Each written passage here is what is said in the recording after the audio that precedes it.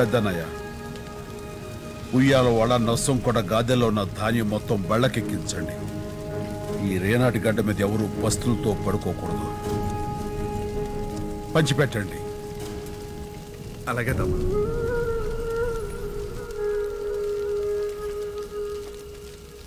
దొంగతనం చేయటం తప్పురా. దొంగతనం అంటే మనది కానిది మనం ముట్టుకోకూడదు. మనదైతే అది మన హక్కు, వదలకూడదు.